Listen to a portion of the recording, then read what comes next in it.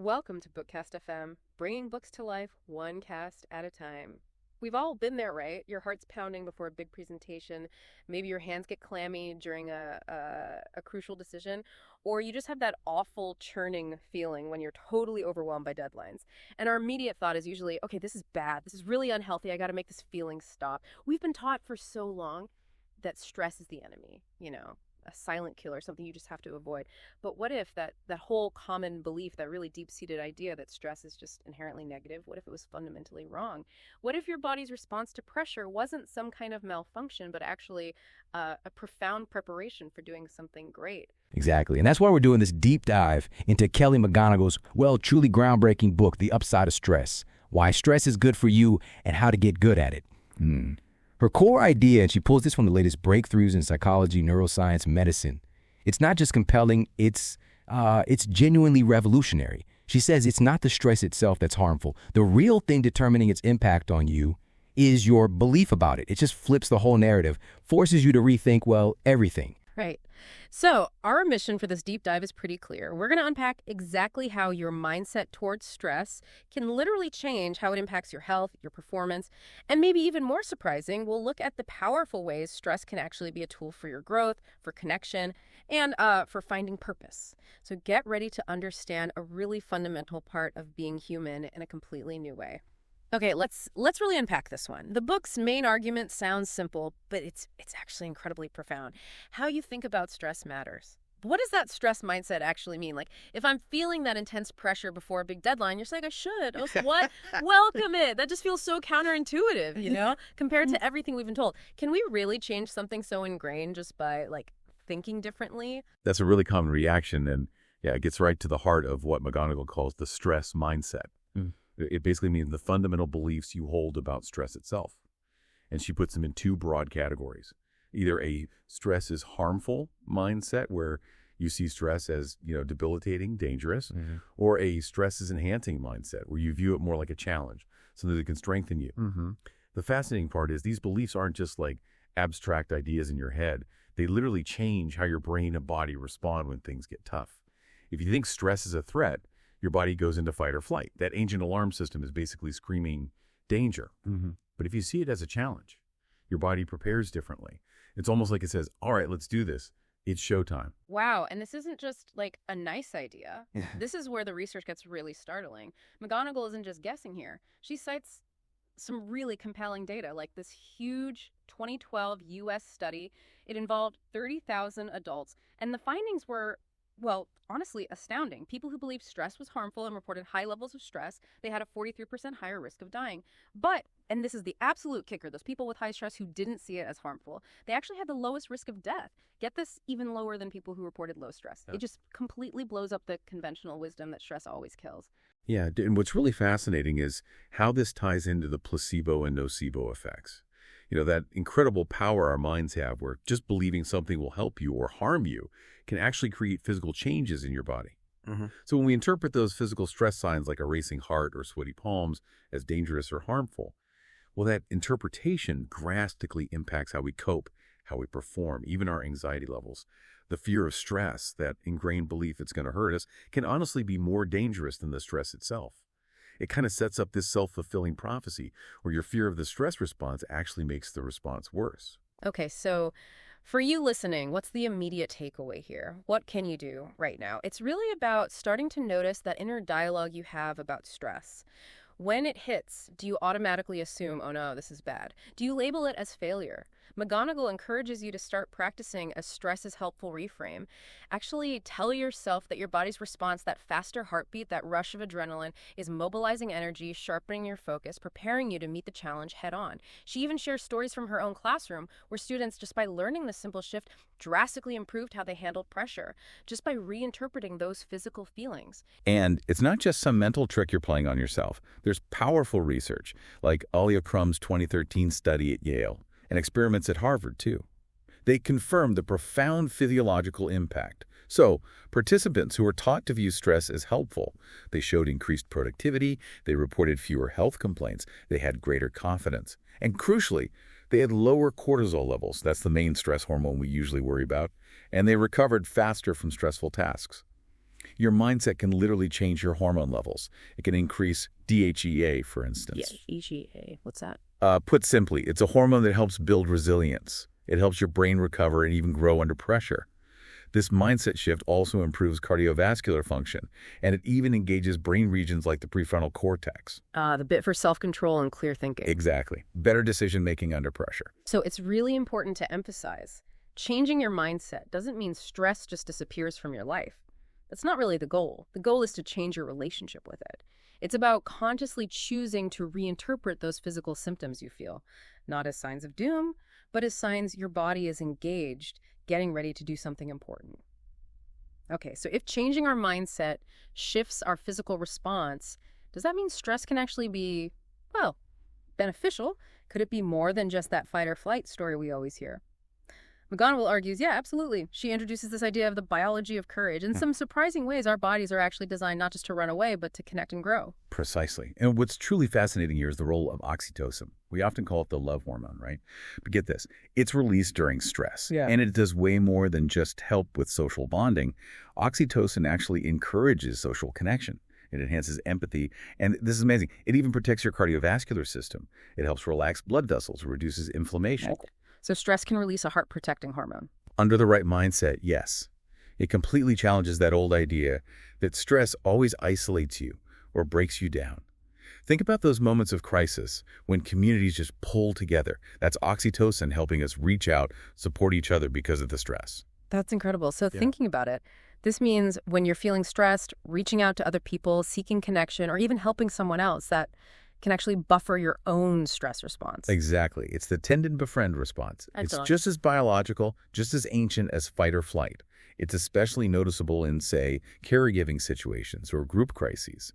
Your body prepares you to connect, not just to fight or flee. Imagine a parent rushing to comfort a crying child. Their stress response isn't about running away. It's about nurturing, bonding, protecting. Okay, so connection is key. What else? Well, building on that, there's the challenge response. This is really different from the threat response. Both involve physical arousal, sure, but the challenge response boosts your confidence, your focus, your motivation.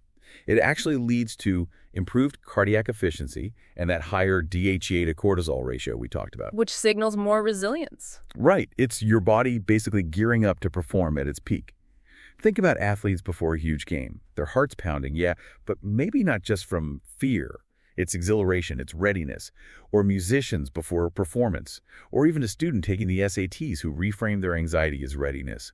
Research shows they actually performed better. This is what McGonigal calls the engage principle. You lean into the stress because it's a sign you're committed. So for you listening, what's the practical angle here? That anxiety you feel before a big presentation or maybe tackling a really challenging task, it's not necessarily a sign of danger or that you're going to fail. It could just be your body giving you the energy to rise to the challenge. It's fuel, basically. So next time you feel it, try practicing stress reappraisal. Consciously tell yourself, okay, heart's pounding because I'm ready to act, because I care about this, because I'm preparing to do well. And then finally, there's the growth response. This is where adversity, tough times, can genuinely make you stronger. McGonigal talks about post-traumatic growth, or PTG. It's this profound idea that people can actually emerge from really difficult experiences, even trauma, with enhanced relationships, a deeper sense of purpose, maybe a greater appreciation for life. It's not about pretending the bad stuff didn't happen, though. Not at all. It's not about minimizing suffering or saying it didn't hurt.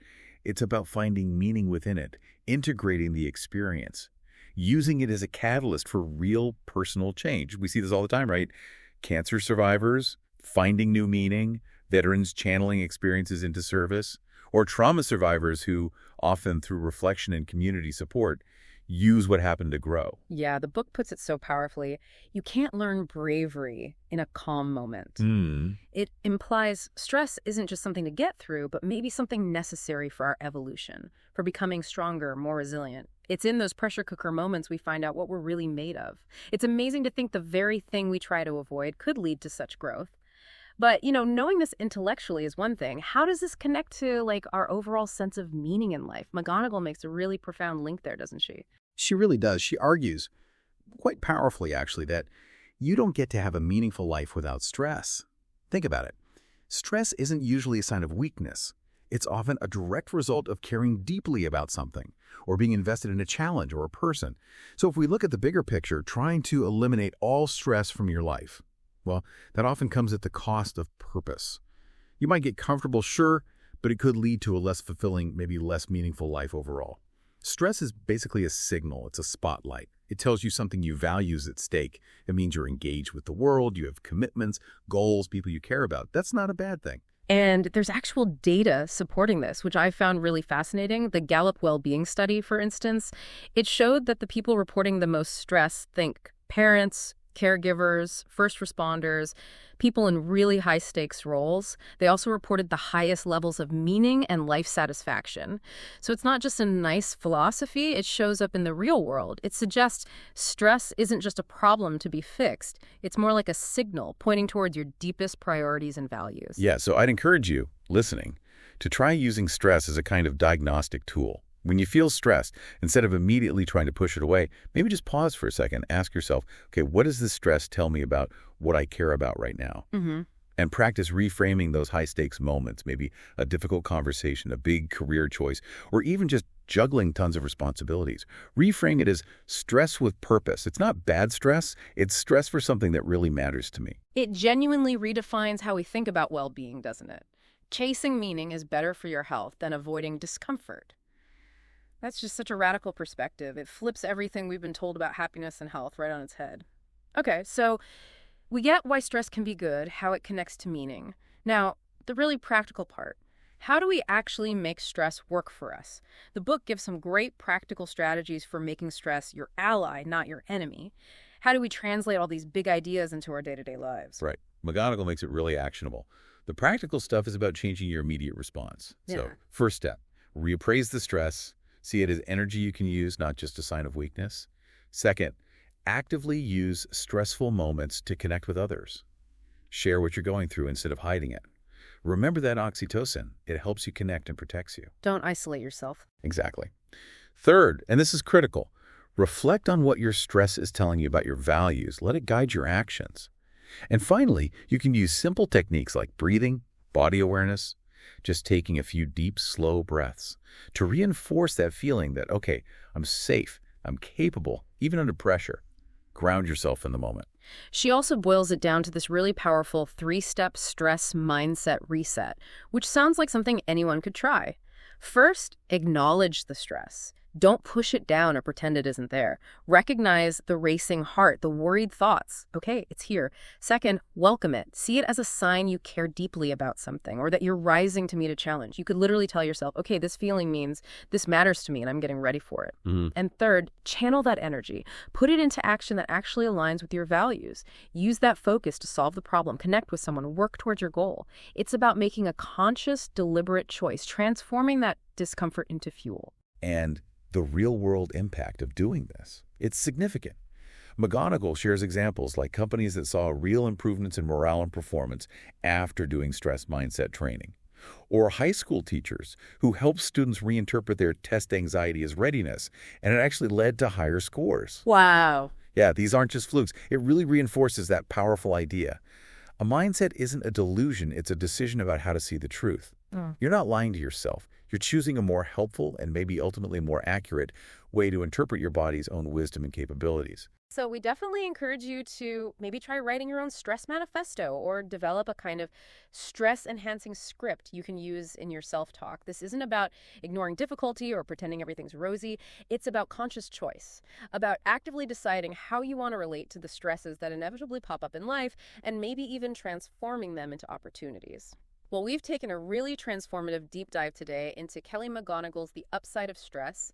We've uncovered how our mindset can literally reshape our experience of pressure, turning stress from this enemy we dread into potentially a powerful ally for courage, connection, and real personal growth. And just remember, courage isn't about not feeling fear or stress. It's about how you choose to respond to it. Embracing stress really means acting on your values, even when you are afraid, even when it feels uncomfortable. Because often, those moments of discomfort are what lead to the things that truly matter. So, and these are a question for you, the listener. What if your next stressful moment isn't actually a problem you need to solve? What if it's really an invitation an invitation to become stronger, more connected, and maybe more aligned with what truly matters in your life. If this deep dive has sparked your curiosity and you want to explore this whole transformative perspective more, we really encourage you to pick up your own copy of The Upside of Stress by Kelly McGonigal. You'll find a link to the book right there in the description of this deep dive. Thank you so much for joining us on BookCast FM, bringing books to life one cast at a time. Now go out there and maybe try to view your next stressful moment not just as a burden, but maybe, just maybe, as a catalyst for growth.